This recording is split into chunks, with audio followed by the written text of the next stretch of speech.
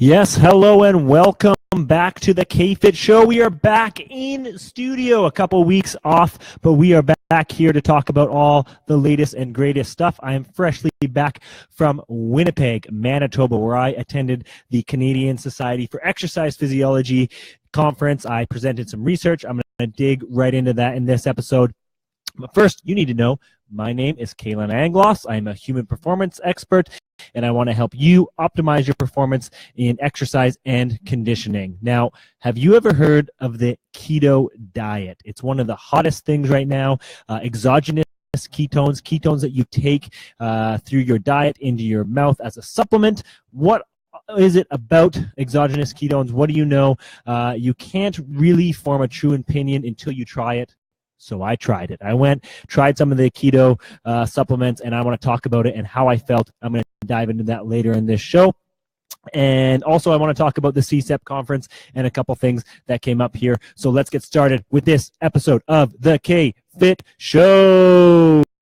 Yes, we are back. And what a busy week it's been for me in my life, in my academic world. So for those of you that don't know, I was at the CSEP, Canadian Society for Exercise Physiology conference last week in Winnipeg. I had two of my studies up for, I had to give a presentation, and then one of them, the fitness test battery that I put together for combat sports athletes, was actually up for an award. So I kind of want to talk about that a little bit, but what a change going from the West Coast to Winnipeg.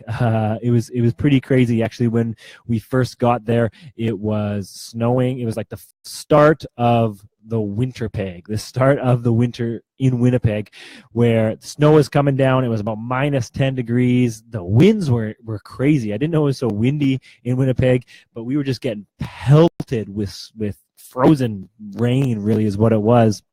In fact, the second night we were there, one of my committee members, she slipped on the ice and broke her forearm, both bones.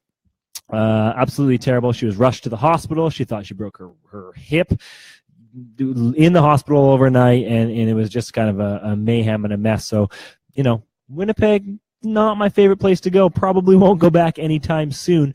But the conference itself, the Canadian Society for Exercise Physiology conference, was really, really great. A lot of great speakers from all across Canada presenting some of the top research going on really in exercise physiology and in the exercise world. So it was really good to be a part of that, take in all those different symposiums and all those different talks, and really learn something about what's coming on, and look at other people's research as well.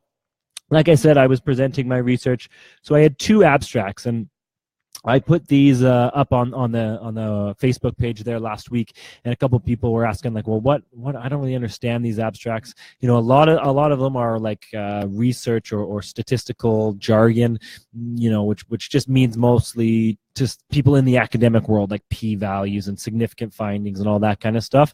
But what basically I did for my two studies that I put in, one of them that was up for an award was we put together the standardized fitness test battery for combat sports athletes and specifically for karate athletes. Now, this is the same test if you're a karate athlete on Karate Canada or Karate BC. It's the same test that you've been doing for the past few years. And so this study was put together basically to give a standardized fitness test for combat sports athletes, because really there's nothing in the literature, there's no research to really show what the fitness testing standards are in combat sports. It's one of the areas where it's really lagged behind, and I want to be the one to bring it. So what we did in this study, there's kind of two parts to this study. What we did first was called a physical demands analysis. And basically what that is just looking at the physical requirements that it takes to perform in this particular point for karate athletes. So what we did is we strapped heart rate monitors on them. We strapped on what's called accelerometers onto their wrists and ankles and hip, just to basically show how intense or how hard they're moving, how fast they're moving. So we can show, is it high intensity movements? Is it low, moderate, whatever? That coupled with the heart rate monitors, we also had an expert panel review to look at what they believe is the requirements for combat sports, and again, specifically for karate. And then I dug into all the research that's been done in fitness testing in the combat sports. And I compiled all of this data to then put together a fitness test battery. So 7 different tests measuring different fitness parameters that are required for karate performance, that was determined by the physical demands analysis. So all that data that I got. So, from aerobic fitness to anaerobic fitness to lower body power, upper body power, all that kind of stuff. Whatever the data showed, we then put together a battery of fitness tests to measure it in a nice little package. That was one of the studies that I put in. That was the one I presented. It was up for an award. And so that was really good. The other study that I also put in there was a modified test. So one of the fitness tests in the fitness test battery is a shuttle test, and it's called the 300-meter shuttle. It's just you go back and forth and cover 300 meters. The standard 300-meter shuttle test is 25 meters apart. So 2 points, 25 meters apart. You run back and forth until you cover 300 meters. What we found, though, is that this 25 meters is not really applicable to any combat sports because these mats and these areas are only about 10 meters long. For karate specifically, it's only 10 meters long. So we took this shuttle from 25 meters, brought it to 10 meters, still covered the same distance, 300, and then we ran a bunch of statistical tests just to show that it was in fact a valid measure of, in this case, anaerobic capacity, so the anaerobic performance. So yeah, that was just the other study that was in there for the CSEP conference. And like I said, a lot of good talk back and forth. Had a lot of people come explain, come talk and ask some questions and further some of the understanding. So that was really good. And the CSEP conference itself, there was no combat sports research. I was the only one to have any combat sports research. So that really just fuels me because that's what I want to do. I really want to look at the physical requirements of all the combat sports and how to fitness test that. Ironically, when I was coming back from Winnipeg, Boxing BC, Bob Pugis from Boxing BC, he's the head coach, he actually sent me an email. He wanted to meet because now Boxing BC and eventually hopefully Boxing Canada want to take this model and apply it to their sport. So I'm going to be doing some testing on Boxing BC athletes. Again, we're going to strap heart rate monitors on, accelerometers, all this great stuff to look at what it takes to perform in boxing. So that's a lot of fun. And then again, we'll put together fitness tests and all that kind of thing. So lots of good stuff coming up, lots of work to do, but that's fine with me. I'm not afraid of hard work. So at the CSEP conference in Winnipeg, one of the things that I thought was the most beneficial was the last talk, the kind of keynote talk on the last day at the banquet by Dr. Michael Joyner. And what he talked about was the importance of finding value in your training, but also understanding that sometimes, we can't measure something, or it's not about what you can measure. Sometimes as exercise professionals and as exercise scientists, we really want to measure everything and get data and look at this significant value and that significant value, and it's all about getting that and improving it through data. But what was argued at this particular talk in CSEP was that there's some certain things to performance that don't relate to fitness, that don't relate to being measured, that obviously play a role. So if you think about like sports psychology or the mental mindset, we can't really measure that. But obviously there's something with that affects performance. So we can't just say that, you have to be fit or you have to be technically good in your sport. You also have to be mentally fit. You also have to be mentally strong and have the right structure to be able to really succeed. And I thought that was interesting because, again, I'm someone that likes to collect data. I like to get it from all angles and then use that data to support, just like I did in my studies. But it was interesting to hear a professor, talk about not just the importance of the data, but the importance of actually looking at things outside of that box, outside of that realm. He gave a good example in rowing. In rowing, there was a specific coach that he was actually a rowing athlete. But there was a specific coach who, didn't do any of the training by the book. He kind of joked and said, doesn't even know what periodization is. So it was just train harder, train faster, get stronger. And so he would train his athletes, to the bone until they could, train no more. And he got a lot out of his athletes, so much so that they then went to the 2000 Olympics and they had the best performance they've ever had. They actually won first in the Canada rowing team. The 800-meter rowing team won first place. The following year, so 4 years later, sport, politics, something happened. That particular coach wasn't the rowing coach anymore. A different coach came in. He implemented, periodization and training by the book and making sure you do this, making sure you do that, all by the book. And they fell all the way down to seventh place, actually, seventh place in the same division with the same rowers too. I thought that was interesting. So after this, they brought back coach that they had, and again, same thing. Trained him not by the book, trained him just as hard as he could, as fast as he could. You train as hard as you can, not really doing things the way, quote unquote, you're supposed to do them, but still managed to get that team back into first place, winning gold at the Olympics. So he was arguing that there's just something there, that sometimes what the book says is the right way to do it, or what the data says doesn't always account for all of the performance factors, whether it's from sport, whether it's from lifestyle, whatever it is.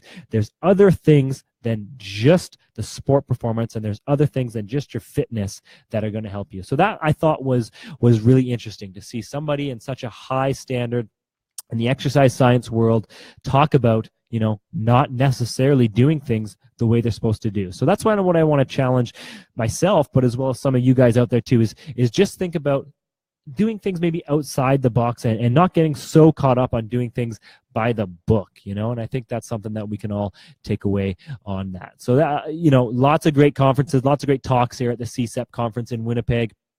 Like I said, Winnipeg itself was cold. It wasn't the best, but the actual conference itself was great. It's kind of funny coming back from Winnipeg, I kind of got reminded about how lucky I am to live on the West Coast. In Winnipeg, and I was leaving on Saturday, it was like minus 10 degrees. It was snowing. The wind was howling. It was just miserable. And I thought, get me out of here. So on the plane, fly home, coming into Victoria, anybody who's done that fly over the Rockies into Victoria, it's a great flight. But as I was coming in, it's blue skies, warm. It's absolutely gorgeous. And I thought, this is where I'm supposed to be. I'm never going back to Winnipeg where it's cold and miserable. I'm going to stay right here. So back in Victoria, back doing some more research, building off of what we did at the conference, building off of what I've already done, and continuing with my PhD stuff. In the lab this week, in the physiology lab, we are looking at energy expenditure. And basically what we are looking at is the difference, or the points in which carbohydrates are used to fuel your energy and when fats are used to fuel your energy. And this is a hot topic, and I am going to talk a little bit about the keto diet and get into that a little bit. But what I do think, and kind of what the energy expenditure shows, is that at moderate intensity exercise, this is pretty well known, you're using mostly fats as your fuel source. You have longer time to digest, to absorb it, to use that fat to produce ATP, energy. But in carbohydrates, it's a quicker fuel source, but of course we know we can't use it as long. So usually you start off moderate exercise, you're using fats mostly to fuel you, to give you the energy. And then as the exercise gets more and more intense, or as it goes on longer, we see a crossover from using mostly fats to using now mostly carbohydrates. And this is what we call the crossover point. So, using fats, and then it gets so intense that you have to use carbohydrates. Your body just can't keep up with the demands, so it has to use carbohydrates, which are quicker, easier to make energy with. And this crossover point changes from a fit person to an unfit person. So a fit person is going to be able to use those fats for a longer period of time, whereas maybe an unfit person is going to change over to carbohydrates sooner, not going to be able to maintain it as long, and again, aren't going to be able to perform as well. But what we also see in differences between males and females. Females genetically are just better at using fats as a fuel source. They can do it for a longer period of time. That crossover point actually happens later on in training or exercise than it does for males. Males tend to, genetically use carbohydrates sooner than females. So that's something to consider with sex differences between males and females. But what we can do is we can train an athlete. You want to get that threshold up, those lactate thresholds up, and we want to also get our aerobic capacity up, so that when we do train, we don't have to rely on those quick carbohydrates as much, because although again it's quick, we get that quickly fuel source, we're not going to be able to maintain for very long. So we have to be well equipped at using that aerobic and that fat energy as well. So that's what we're doing in the lab this week. Next week, I think we're starting to get into white blood cells. We're going to start doing all that kind of stuff. So fun stuff at the physiology lab at the University of Victoria. And we're back at it, just going like crazy. This week, talking about this fitness test that I put together as part of my master's thesis. That fitness test, the standardized fitness test, is going to be implemented to the Karate BC athletes this weekend. So in Vancouver on Saturday, and then on Sunday in Nanaimo on Vancouver Island, you guys are going to be doing my fitness test. So all 7 of the tests on there. So that's coming down the pipeline, and we're going from there. So that's kind of what my week was all about. A busy week, CSEP conference, and then again, the lab here at the University of Victoria. So lots of fun stuff coming along. Thanks for tuning in, anybody who's tuning in too. And what I wanted to say is, in the next couple of weeks, we are going to have some guests come on the show. Richard Mosdell is going to join us again, talk about, a little bit of something that we've kind of already touched on a little bit, but I don't want to ruin it. But it's going to dig into that idea that sometimes we can't always measure what's going to help us perform. So think about that as we get in. Also coming on, hopefully, I'm hoping to have a chiropractor. I don't want to quite throw out her name yet because she still has to confirm, but a chiropractor who's big on the keto diet as well as on exogenous ketones. So anybody who knows, if you followed my story here today on Instagram, my Instagram story, I took those prove it exogenous ketones for the first time, and I want to talk about what I think and I'll get to that in a second. But first, before I get there, I want to dive into a little bit of Sensei Says. So Sensei says, a little goes a long way. And this was a theme at the CSEP conference this past week in Winnipeg. And what I mean by that is a little bit of inactivity can go a long way in terms of, not changing your current situation or maybe even making things worse, being inactive. A little bit of inactivity can go a long way in terms of harming you or not helping. But a little bit can also go a long way in doing exercise. And there was a great talk by Professor Kathy Gall at the University of Victoria. She talked about exercise as medicine, or exercise is medicine. And, this is something that's going on right across the country, really looking at exercise and how it can improve your overall health and your optimal performance in your day-to-day living. And, what like I said, the theme is a little bit of exercise goes a long way. So no matter how much you're doing, and I know sometimes it's hard to drag yourself to the gym or to exercise or train for sport performance or whatever it is, but a little bit is often a good idea. And yeah, even when you're sick, sometimes a little bit it can go a long way in helping you out. So that's what I want you to think about. A little bit goes a long way, whether it's a little bit of inactivity or a little bit of activity itself. Think about that when you're trying to get to your next one. So now, everything, let's dive into what I know you guys want to talk about. What are my thoughts on the exogenous ketones? That was the Ask KFit question that came my way this past week. What are your thoughts on exogenous ketones, their benefits, that kind of thing? If you didn't see, I put out a little infographic by Dr. Alan Gogner, who showed what the kind of science says behind the keto diet. And just to kind of, go over that a little bit. So far, the research on keto diets outside of specific populations, so we know that there is benefits to certain populations like people with Alzheimer's or people with seizures. There is solid research to show that. But in terms of actual weight loss, fat loss, there's not enough research to show that the keto diet is any better than any other type of diet. That's just what the research has shown so far. And when the main thing is obviously calories in, calories out. So when that's taken for account, the keto diet has shown no specific benefits in terms of the research. Some people swear by it, and I think that's great. But I'm just going right now what the research says. In terms of sport performance, and this is something that I came up with before and said, and I really support this.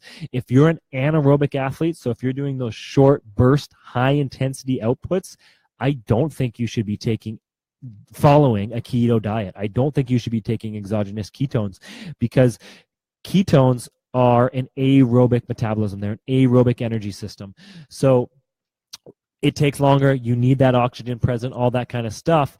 But you can maintain it for longer, but it's not what you want to use for anaerobic performance. For anaerobic performance, we want that short burst, high intensity fuel, which is carbohydrates. So it wouldn't make sense to me as an exercise physiologist. It doesn't make sense why any anaerobic athlete would follow a keto diet. Now, aerobic athletes, if you're like a marathon runner or if you're a triathlete or whatever, if you do Ironmans, the keto diet, and there's not much research, there is no research really to support this, but I believe that the keto diet could be beneficial to you in those cases, because again, you want that long-term energy source, which ketones are. But again, you can't truly take a stand on something until you try it. So I tried today before my workout, and it kind of worked out good because I needed a little bit of kick in the pants after coming back from Winnipeg, still a little bit jet lagged, moving a little bit slow. I tried the exogenous ketones. So what did I think? What did I find? Well, first thing, when you read the ingredients, and we're going to get into this hopefully with the chiropractor that I want to bring in here, and you know, she's big on keto, so hopefully we can get her in here and talk about it. But when you look at the ingredients on the back, it's got a ketone. The first ingredient is a ketone called beta hydroxybutyrate in, you know, a lab setting. And then all the other ingredients on there are, you know, there's maybe about 9 or 10 of other of them, are all, you know, there's some amino acids in there that you'll see in pre-workouts. So there's like taurine and arginine. Those are the things that really give you those jitteries. You know, anybody who's taken pre-workout. There's caffeine in there. It's sweetened by stevia. I think there's magnesium put in there as well. So it's really just a blend of amino acids and one ketone and some caffeine that, you know, gives you energy, and of course it does, right? It's got caffeine in it, and again, that arginine and that taurine. So, you know, when I took it, it was right away I thought, oh, this is a pre-workout. I'm just taking a pre-workout supplement. You know, the big argument by those exogenous ketones is that when you take them, it automatically puts you into ketosis, which is the metabolic state of burning ketones as the primary fuel. But that's not true. You can't just take an exogenous ketone and be in the metabolic state of ketosis. It just doesn't work that way. Ketosis takes 2-3 weeks, more even sometimes, of very strict diet of high percentage of fat intake, like 60 to 80%, moderate protein and low carb intake, to get you into the state of ketosis where you're burning ketones as your primary fuel. So, you know, you can't just take a ketone, beta hydroxybutyrate, in the form of a supplement and be in ketosis. That just doesn't make sense to me. That's not how the body works. So right away, I was a little bit skeptical. But in terms of how it felt just like a pre-workout. One thing that was completely alarming to me is in this one packet of, it was a sample, in this one packet of this exogenous ketones, there was 67% of your daily required intake of sodium. And what we know about sodium is that the more sodium you have, the more likely you are to be hypertensive, to have high blood pressure, and it's a direct relationship with that and a bunch of other metabolic diseases. So 67% of sodium in one package of this exogenous ketones. I couldn't believe it. So right away, I kind of discounted that a little bit, and I didn't think that was completely necessary. Now, if you're somebody who needs pre-workout or uses pre-workout, and that's kind of a different topic, I don't think there's any problem with taking these ketones supplement. In fact, I think it's probably better than some of the other pre-workout supplements that are out there. So if you're going to be using pre-workout, I don't think there's any problem with using these exogenous ketones as a form of a pre-workout. But I don't think there's enough research or really enough evidence and the ingredients to show that it's a great health supplement, that alone. I know a lot of the ketone programs are more than just the shake, but that's what I took.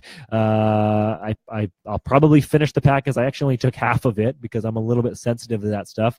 I'll probably take the other half of it, and I'll probably never use it again. But there it is. I took it. I wanted to take it to kind of form my own opinion. I did it, and that's what I think. So if you guys have anything to talk about, or you want to build off that, let me know. Send me a message, and we can talk about it. We are going to get, hopefully, a doctor in here to talk about those ketones, what they think is, and I want to have a debate. So hopefully we can get that happening. So there it is. All right, guys. Well, it's good to be back. It's good to be back in studio, talking to you guys, bringing you all the best whatever from the exercise world, what I think. And I am going to get some more guests, like I said, on here, but I do appreciate you guys listening in, tuning in, sending me your questions, and just really joining this conversation, because that's what it's all about. Remember, these live episodes are going to be done hopefully every Monday now from here on out. I got a little crazy with the CSEP conference and trying to get some of my research done and research in, trying to get published, all kinds of different stuff happening there. So fell behind a little bit on that, but every Monday night, hopefully at about 9:30, we're going to do these live shows. Then you ain't going to see it till Wednesday morning when the actual podcast episode will be released. If you haven't already, go to iTunes, go to Google Play, subscribe to the KFit Show. You'll get them every week automatically on your phone. You can listen to my annoying voice every single week, and you could join the conversation. So please do that. And absolutely, I appreciate you guys listening in. And that pretty much wraps up this episode of the KFit Show, but I will be back next week, and I'll be throwing lots of content out as we go along. Thank you so much for listening, guys. I appreciate it. And yeah, we'll talk to you next week.